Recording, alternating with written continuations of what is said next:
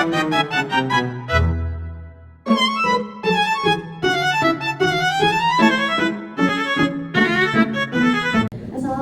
warahmatullahi wabarakatuh.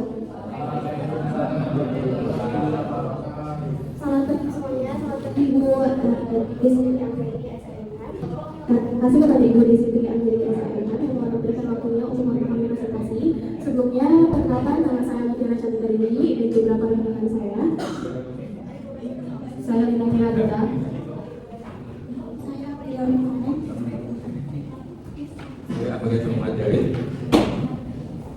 Saya Lina Sidewan. Di sini kami akan mempresentasikan analisis strategi pemasaran dengan pendekatan 7P dan SWOT untuk meningkatkan daya saing produk sosial.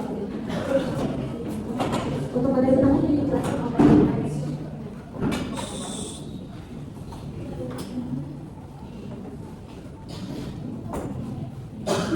profil perusahaan.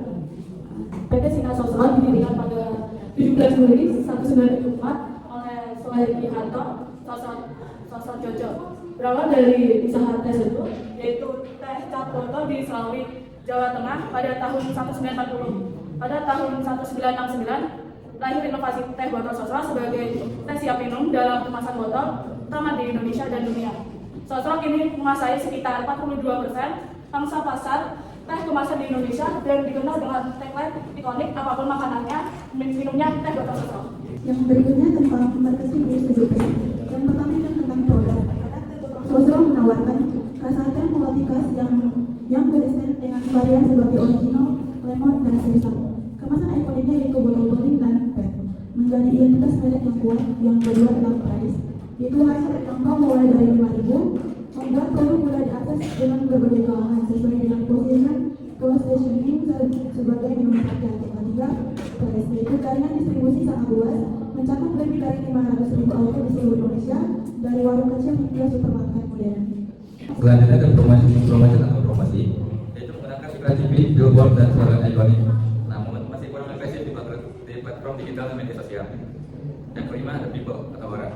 SDM sosok dikenal ramah dan profesional, tetapi pelatihan digital perlu ditingkatkan untuk menjangkau generasi muda. Yang keenam,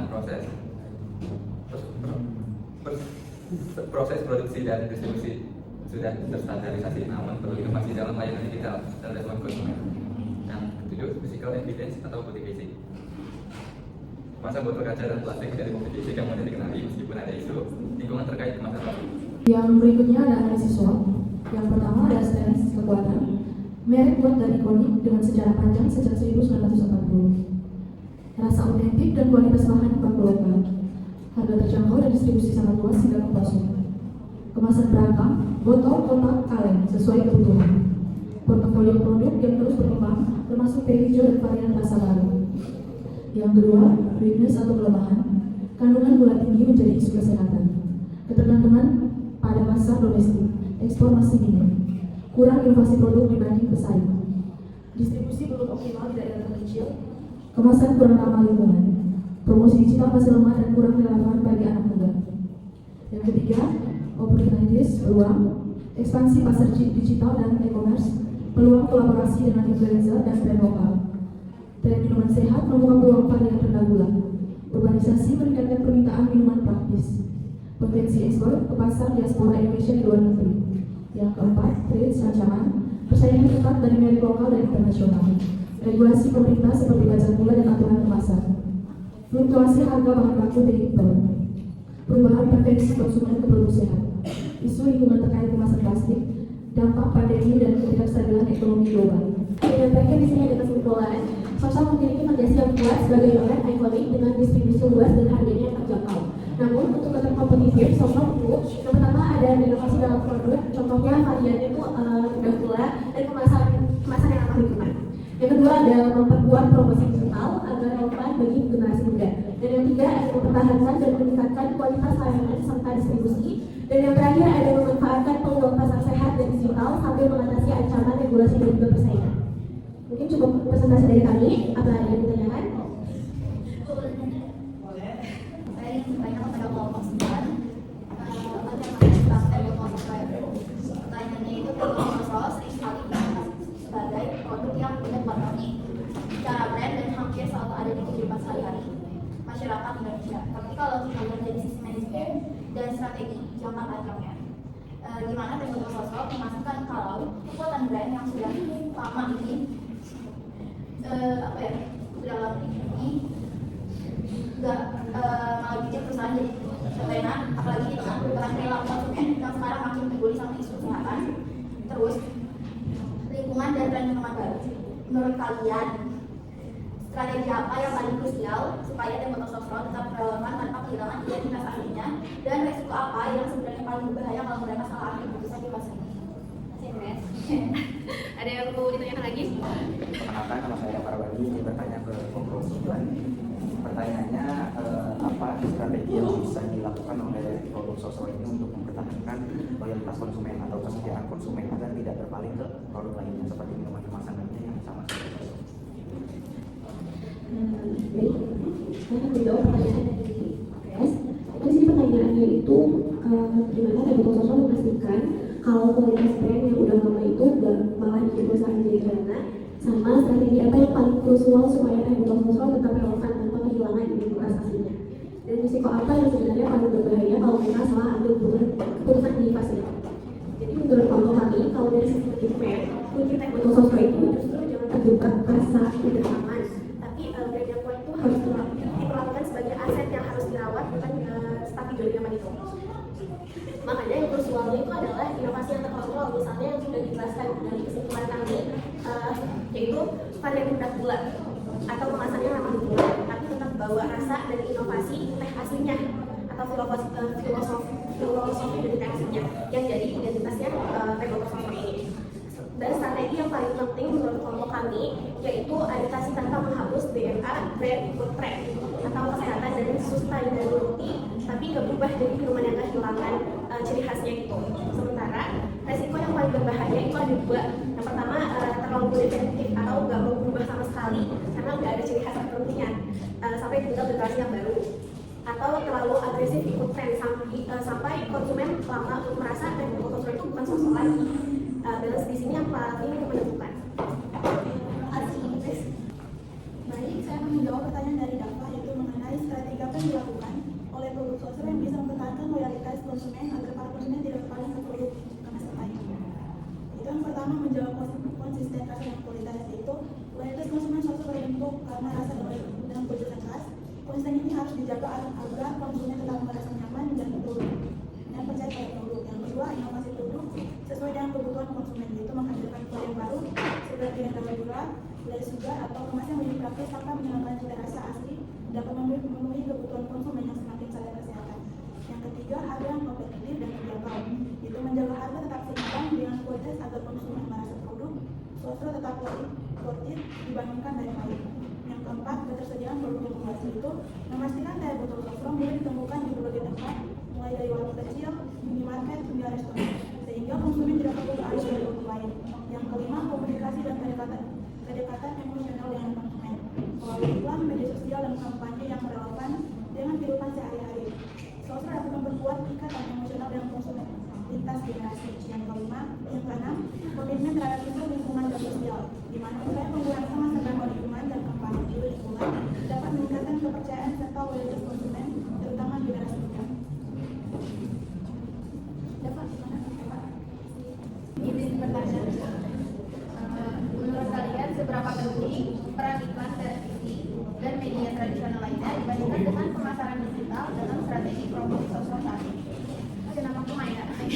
Terima kasih Maina. Perkenalkan, nama saya Ustaz Saya ingin bertanya kepada Prof. 9. Sosro merupakan perusahaan salah satu terbesar sampai detik ini. Apa sih yang bisa dipelajari oleh brand lain di era sekarang yang mungkin tidak bisa bertahan? Perkenalkan, nama saya Muhammad Afandi.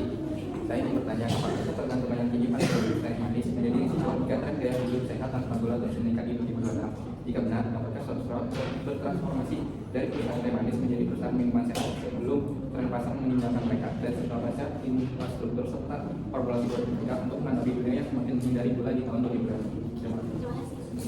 Nama saya Stefan Smelke dan pertanyaan Kompromi 9. Bagaimana perusahaan menjaga konsistensi kualitas rasa di seluruh produk ini meskipun skala bisnis sangat besar? Baik, saya akan menjawab pertanyaan dari Usia. Sosro merupakan salah satu perusahaan terbesar sampai detik ini. Apa sih yang bisa dipelajari oleh brand lain di era sekarang yang ini bisa bertahan lama? Jadi Sosro adalah contoh nyata bahwa brand besar bisa bertahan lama bukan karena brand, tapi karena fondasi yang kuat. Ada beberapa pelajaran penting yang bisa dipetik oleh brand lain di era sekarang, terutama brand yang sulit bertahan lama.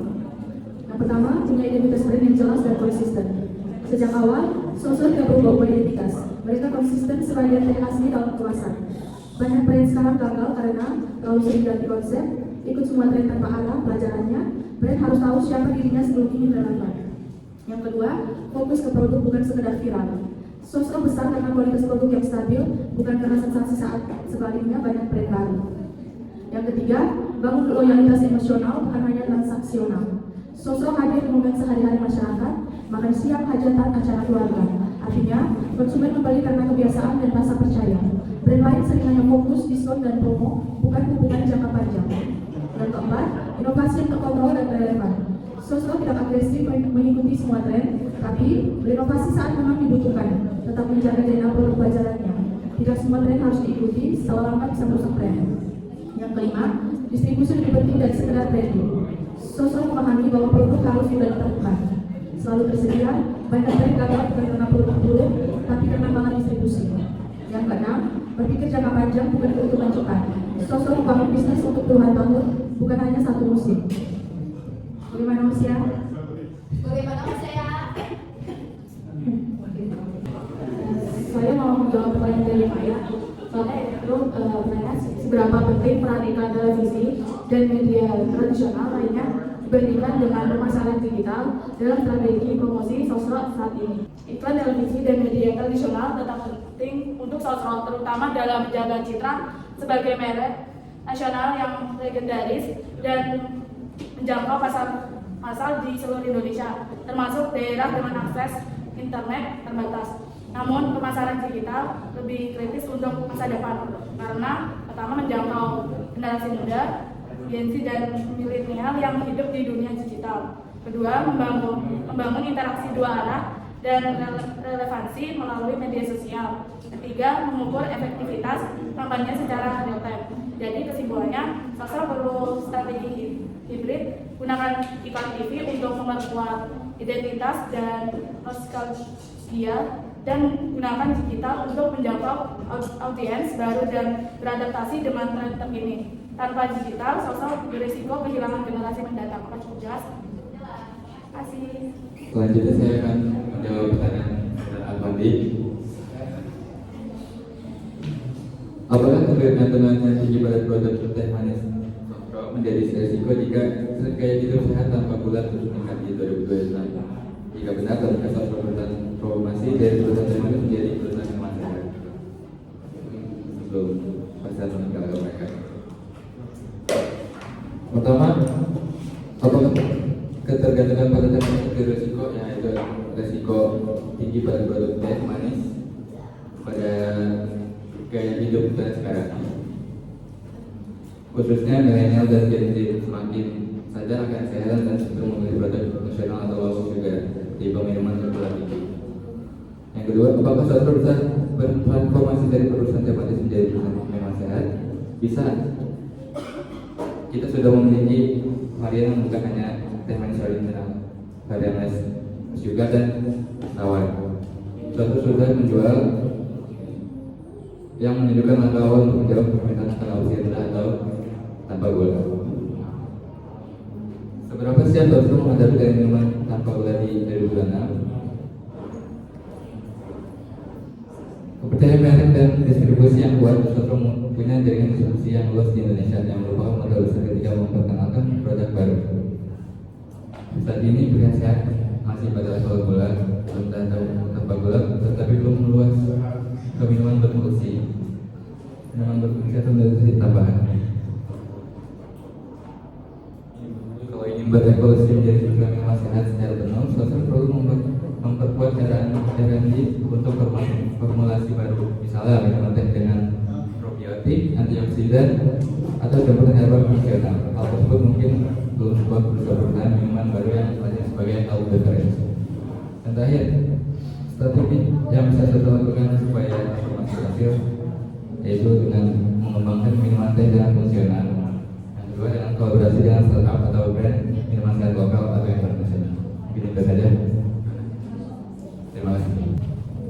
Berikutnya saya akan menjawab pertanyaan dari teman-teman. Pertanyaannya itu bagaimana perusahaan menjaga konsistensi kualitas rasa di produk ini produk meskipun di skala produksi sangat besar. Yaitu perusahaan menjaga konsistensi kualitas rasa di produk ini produk meskipun skala produksinya sangat besar dengan menerapkan standar operasional yang ketat pada setiap tahap produksi, mulai dari pemilihan bahan baku berkualitas dan terstandar. Penggunaan teknologi produksi modern hingga proses quality control berlapis yang dilakukan secara rutin. Selain itu, perusahaan juga memastikan formula produk tetap konsisten, melakukan pelatihan karyawan secara berkala, serta menjalankan pengujian rasa. Sebelum produk ini didistribusikan ke pasar, dengan cara ini cita rasa produk tetap terjaga meskipun diproduksi dalam jumlah besar. Apakah jawaban yang diterima? Ada produk soda nggak di Sasro? Nggak ada. Jadi dia hanya dalam bentuk produk kita semua, nggak ada yang lain. Ada Sasro. Karena kalau misalnya susu ada yang cuma juga sama ada varian yang ada rasanya gitu. Dari Sasro gitu. Dari mana aja sampai mana aja. Bisa masuk ada kayak nggak ada yang lain. Tidak ada yang lain semua. Ada nggak? Nggak ada sih. Masa lain kayak apa yang dalam bidang apa namanya dalam bidang juga kayak apa namanya dari formula itu dari soda dia tidak ada sodanya, nggak ada ya. Jadi kompetitornya dia adalah kecucuk ya. Nah, posisinya ada di mana nih kalau kayak sebenarnya Sasro itu awalnya tuh di atas tahun 90-an. Tahun 90-an itu Sasro itu ada di atas. Bisa dia masukin. Di tahun 90-an itu Sasro itu justru cukup di atas Kak. Jadi di atas. Tapi ketika tahun 2000-an ada teh pucuk, ada ini. Jadi posisinya dia cenderung agak tergerus ke bawah. Nah itu. Bagaimana caranya teh botol Sasro untuk dari kompetitor yang datang, ya kan, karena dia sebenarnya itu udah dari awal sama kalau sudah di tahun orang tahun 90-an, kita teh botol sama Sasro masih. Ya, kalau sekarang anak-anak generasi tahun 2000-an, namanya apa yang terpucuk. Nah, itu sebenarnya digeser, nah itu harusnya jangan sampai digeser harusnya, gitu loh. Harusnya bisa mempertahankan dari itu. Nah itu.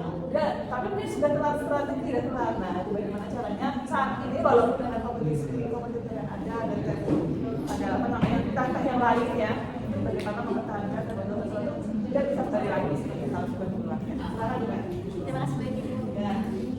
Izin menjawab pertanyaan dari Ibu Desi. Jadi Ibu nanya cara untuk mempertahankan itu ya agar teh botol Sasro itu tidak tergeser posisinya di tahun sekarang atau di era sekarang dengan brand-brand lain. Inovasi yang harus teh botol Sasro atau strategi yang mungkin teh botol Sasro butuhkan itu kayak inovasi produknya itu tanpa kehilangan identitas. Jadi tetap berkembang tanpa harus menghilangkan identitas yang sudah dibangun sama teh botol Sasro ini Bu. Sama mungkin teh botol Sasro ini harus melancarkan varian sehat yang tadi teman-teman lain juga kayak rendah gula. Sebenarnya untuk teh botol Sasro itu udah punya varian low sugar ya sih Bu. Dan tambahan fungsinya kayak seperti teh plus vitamin gitu biar generasi Gen Z atau Gen Alpha sekarang ini banyak banget ibu yang emang butuh vitamin juga. Sama tren sekarang emang lebih ke low sugar gitu ya Bu, kurang lebih suka manis itu. Sama kita tuh harus mempertahankan rasa ikoniknya juga sebagai flagship. Tetapi buat ini aja belum disesuaikan kayak Sasro green tea atau Sasro cold brew, dan juga untuk kemasannya mungkin lebih ramah lingkungan lagi, kayak bisa didaur ulang biar jadi pouch gitu sih Bu, untuk menjawab isu